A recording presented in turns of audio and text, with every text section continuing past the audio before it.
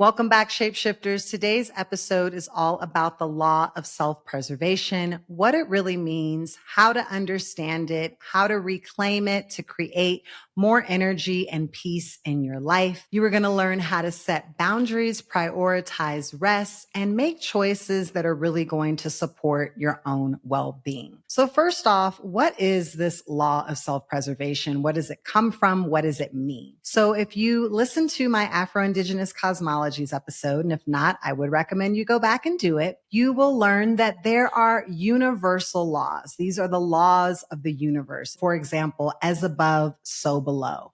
The law of like attracting like. These are things that the ancients, in studying the universe and studying the cosmos and the way that the universe works, were able to deduce what they call universal laws that are undisputed.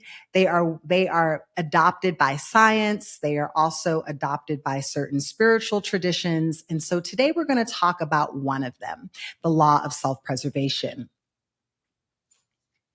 And what is the law of self-preservation? Self-preservation is the innate instinct that everything alive has to protect its physical, emotional, and psychological well-being. That there is an innate instinct within all of us to protect ourselves. And so this, that you can go off out into the savannah and not have prey that want to hurt you or want to eat you, was just not something that we see in nature. And we know that nature is our teacher. So how do we then apply that to our day-to-day lived experience? So the first thing is to be able to recognize healthy self-preservation from unhealthy self-protection.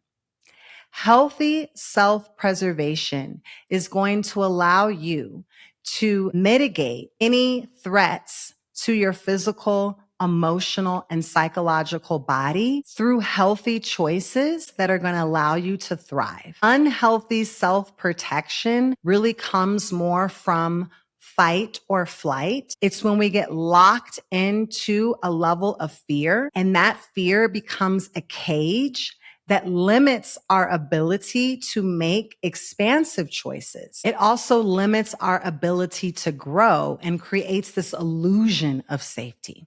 So we don't want to create an illusion of safety. We want to be able to mitigate and protect ourselves spiritually, psychologically, and emotionally in a way that's going to allow us to thrive.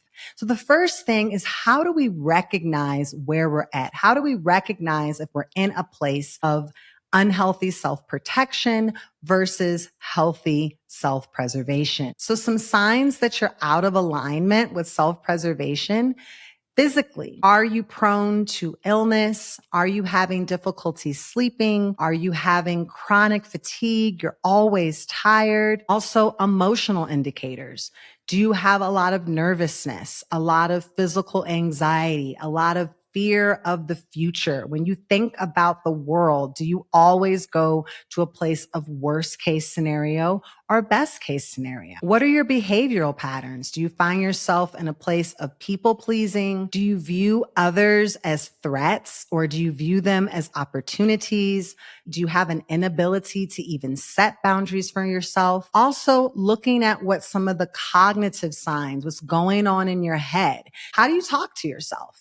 Do you have constant negative self-talk, negative self-doubt? As a big one is finding the catastrophe in everything, that your brain literally goes, it can't maintain a place of neutrality. You go to an extreme of what could happen, a catastrophe happening, rather than going to an opportunity. What are your relationship markers? Do you find yourself in a lot of codependent relationships? Do you find yourself in toxic relationships? Do you find yourself in patterns of relationships where even though it's a different person, you're still learning the same pattern over and over? It's almost like you keep attracting the same type of people into your life. These may be signs that you are out of alignment with your own ability to maintain self-preservation. So let's talk about some ways to get back into alignment. So tip one is establishing clear boundaries. You have to be willing to say no. And as one of my sisters said, this is my say no era. Say no to what does not work for you. But you only know what does not work for you if you have a level of self-awareness over what's going on in your body, what's going on in your mind. It comes back to that emotional intelligence. Emotional intelligence is going to allow you to set boundaries. It's going to allow you to say no.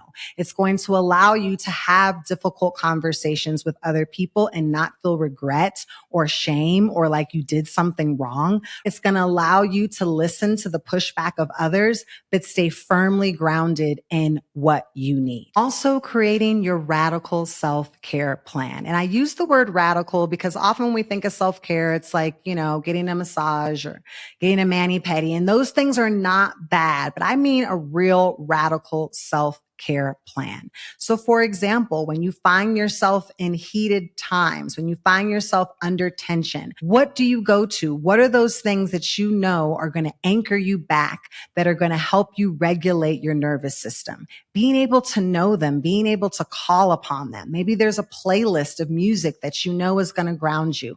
Maybe there's some stones. Maybe you need to take a few breaths. Maybe you need to take time off between high impact times in your life, maybe the day before or the day after. Building in those rituals to your daily, monthly, seasonal practices that you know that you can go to when you have anxiety. If there's certain things that make you feel nervous, don't walk into them willy-nilly. Protect yourself. Buoy up. Pray yourself up. Put on that certain color. Play that song and get that dance and that energy out. Role play with a girlfriend before you go to that interview so you can get it all out. And also knowing that sometimes we need different interventions for different seasons and different times in our life. You are the grand architect of your life. Design it. Also, recalibrating your own inner compass, making choices that are going to be leveraging. As I say, the domino hits the next domino that hits the next domino. Things that are going to empower you and that are going to be supportive. Releasing obligations that don't serve you. Sometimes that recalibration process means you need to take a break. Sometimes that recalibration process means you need to be very, very diligent for 30 days or 60 days or 90 days, knowing that part of the recalibration is trying new things and knowing that sometimes things are temporary. What's going to work for you for one season and be part of your plan or your recalibration may not work all year long. So being able to have the awareness in the moment and to be able to then manage around that need. Also, creating a support ecosystem. Being able to know these types of relationships are draining and these types of relationships are optimal.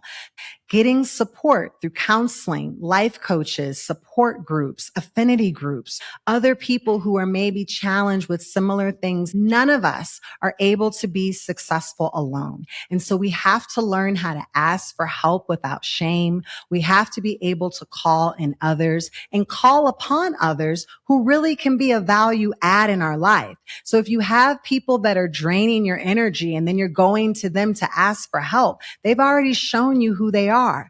Find the people in your life that are truly going to support you. And if that means professional help, don't be ashamed. And again, if we look at nature as our teacher, we see that even in nature, even the plants, the animal kingdom, we all are in a co-creative relationship with the environment. So that's what I have for you today, shapeshifters. Understanding the importance of self-preservation, that the first thing that you have to do is put the oxygen mask on yourself, to fill your cup first. And all the work that you're doing in community, in your family, in your home, in your relationships is going to be from a place of the overflow. We were not put here to be eaten, to be beaten, to be taken advantage of. We are here to protect ourselves, and we don't have to feel guilty about that. No one gets to impose their guilt upon you because you are only going to show up as your highest self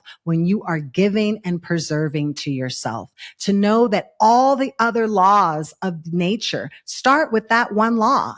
And so this idea that we are supposed to be human doings, giving our own powerful energetic currency out to everyone around us and leaving nothing for ourselves is not the way of the ancients and not the way of the universe. So your homework today is to take a moment and take some time to think about one small step that you can take to enhance and optimize your own self-preservation. Until next time, keep shifting. Thank you for tuning in today, Shapeshifters. Your presence means the world to me, and I deeply appreciate you being here. If something resonated with you, don't forget to subscribe so you never miss an episode. Leave a comment and spread the love by sharing with others. Until next time, keep shifting.